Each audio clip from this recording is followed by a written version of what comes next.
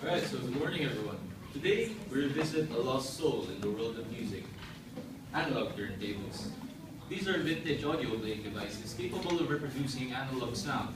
Sound that is said to be more natural and lifelike than today's digital sound, binary sound that we hear from computers. So, as many of you have known, it's 2016, where the shadow of the digital world is as massive as Kanye West's ego. We have music streaming apps, and people like us are most likely tapping away to our favorite playlists or play songs. So I thought for a change, I'd tell you something worth more. Enter analog turntables. These are audio playing devices used in the past decades, consisting of three parts. First, you have the platter. Next is the tone arm. And finally, the stylus.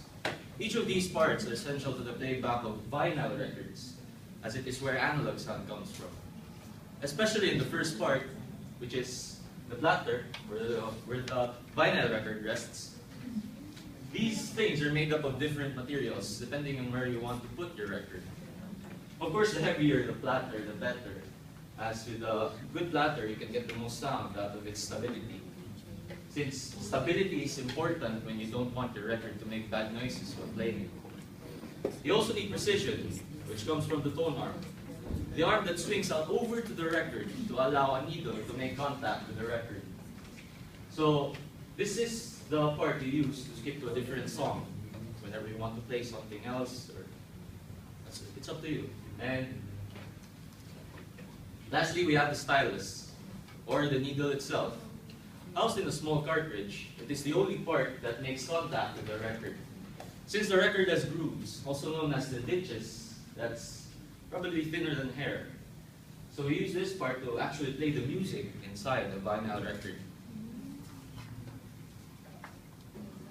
So perhaps you know what an analog turntable is, although the primary purpose of analog turntables are for playing vinyl music. Experts say this technology is also used to play recorded verses of the Bible, allowing seminarians to enjoy worship and learn more about God. So it's not about the music.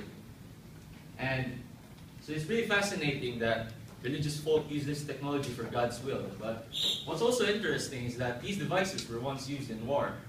Dating back from World War II, the American Navy were sent vinyl records containing audio logs and morale music sent by the US government. So, one notable reference to this comes from the movie Mission Impossible, Rogue Nation, wherein Agent Ethan Hunt uses an analog turntable in order to know what to do in a particular mission. Of course, these holograms are fictional, but the fact that he uses an analog turntable in espionage is actually real. Now, enough about the lore and wonder of this device, as here comes the real deal. People nowadays are beginning to opt for analog sound than digital due to the fact that it reproduces a higher quality sound that can't be reproduced by DVD players or MP3s. So, but with all the parts and busted budgets, why analog sound? You see, we hear through different sound waves. This is pressure in the air that comes in the form of frequencies like this. Analog sound waves are continuous and wavy frequencies, while digital sound waves are squared, measured in samples and intervals. So, to help you visualize what digital sound is, we could take a look at binary digits. So, for example, these intervals of sound being recorded are like ones and zeros. But with ones and zeros to tell the sound, they tell your ears where the bass lowers or the vocals pitch higher in a recording, making it very mechanical no matter how fast music is composed.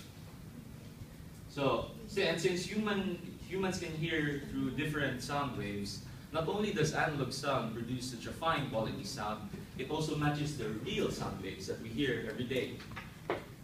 Which is why analog sound is considerably more pleasing to the ear. So, analog sound envelops your ears in a way that can be incredibly satisfying. Albums and MP3s and DVDs feel completely new on vinyl and analog sound. The detail is full and the sound is more accurate. Not to mention it's actually healthy for your brain as it doesn't get too loud with the volume. So those are just some of the reasons why analog sound are being repopularized today. The other being that various artists are using these devices and making it a part of the culture of the world again. And because of that, sound engineers are convinced to manufacture these products again. So I remember when I went to Abrisa a couple of weeks ago, so they had this store opened up recently. It's called Audio Refinery. Now the shop was set up for high-end digital audio equipment, except for one thing, an analog turntable. One of the only things they could give a good advertisement of. So the guys over at the shop gave me a vivid detail of how analog sound felt like. So these were their words. But, of course, I translated it into something more short and concise, so at least you guys can have an idea of how satisfied they were with the product. Yeah, that's pretty much it.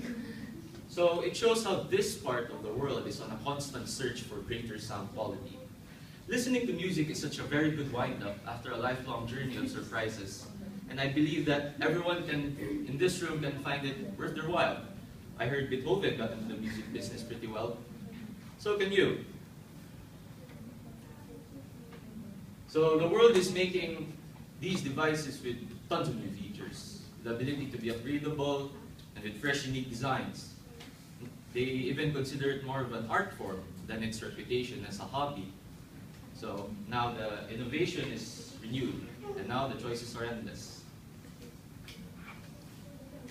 So people may say that there's a lot of complication getting into vinyl, not to mention it does indeed get expensive and your pockets will get empty in the process of appreciating it.